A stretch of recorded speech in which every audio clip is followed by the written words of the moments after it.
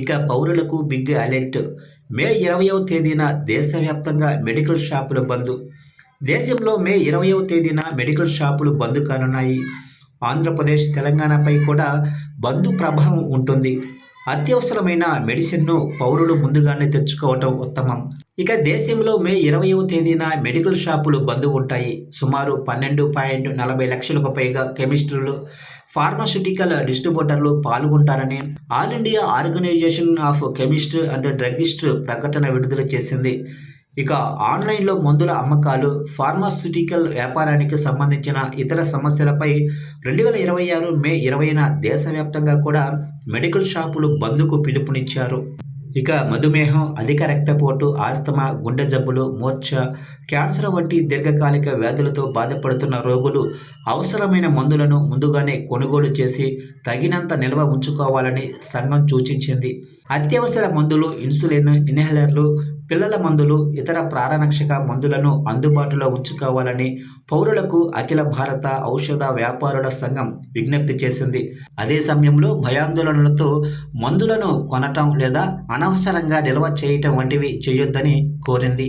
ఇక బంద్ సమయంలో రోగులు నిర్దేశిత మందుల కోసం చెల్లుబాటయ్యే ప్రిస్క్రిప్షన్లను వెంట ఉంచుకోవాలని, ఫార్మసీ సిబ్బందికి, అధికారులకు సహకరించాలని సంఘం సభ్యులు సూచించారు. వైద్య అత్యవసర పరిస్థితుల్లో ప్రజలు తక్షణమే సమీపంలోనే ఆసుపత్రులను, అత్యవసర వైద్య సేవలను లేదా ప్రభుత్వ ఆరోగ్య సంరక్షణ కేంద్రాలను సంప్రదించాలని కోరారు. ఇక బంద్లో పాల్గొంటున్న కెమిస్టులు, డ్రగిస్టులు అత్యవసర వైద్య సేవలకు అంతరాయం కలిగించకుండా శాంతియుతంగా, చట్టబద్ధంగా నిరసనలు చేపట్టాలని DCOIWA కోరింది.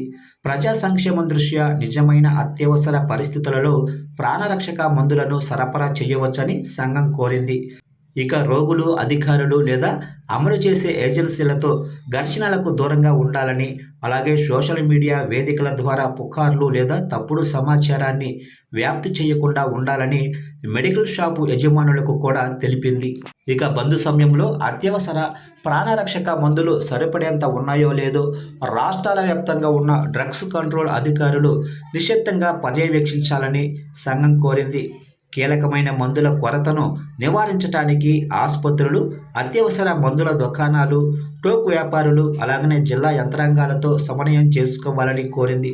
అక్రమ అమ్మకాలు, బ్లాక్ మార్కెటింగ్, నకిలీ మందులు, అనధికార ఆన్లైన్ మందుల పంపిణీపై కూడా కఠిన నిఘా ఉంచాలని తెలిపింది. ఇక బంద్ సమయంలో శాంతి భద్రతలను కాపాడాలని, ఫార్మసీలు, ఆసుపత్రులు, అత్యవసర ఆరోగ్య సంరక్షణ సేవకులకు రక్షణ కల్పించాలని పోలీసు విభాగాన్ని సంఘం కోరింది. బలవంతపు మూసివేతలు, బెదిరింపులు, చట్టవిరుద్ధ కార్యకలాపాలు లేదా అంబులెన్స్ సేవలకు, అత్యవసర వైద్య రవాణాకు అంతరాయం కలగకుండా నిరోధించాలని సూచించింది. ఆన్లైన్ ఫార్మసీ నియంత్రించాలని drugs control officers India welfare association demand చేసింది. ఆన్లైన్ కంపెనీలు తక్కువ ధరకు మందులు అమ్మటం వల్ల స్థానిక వ్యాపారులు నష్టపోతున్నారని ఆరోపిస్తుంది. అంతేకాకుండా డాక్టర్ ప్రిస్క్రిప్షన్లు మిస్యూజ్ అవుతున్నాయని, డ్రగ్స్ కూడా విచ్చలవిడిగా ఆన్లైన్లో విక్రయాలు అవుతున్నట్లుగా తెలిపింది.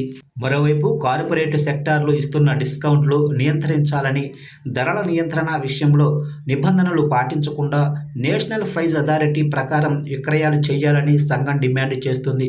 ఈ అంశాల మీద పలుమార్లు కేంద్ర ప్రభుత్వానికి ఫిర్యాదులు చేసినా కానీ చర్యలు తీసుకోలేదని drugs control officers India welfare association పేర్కొంది.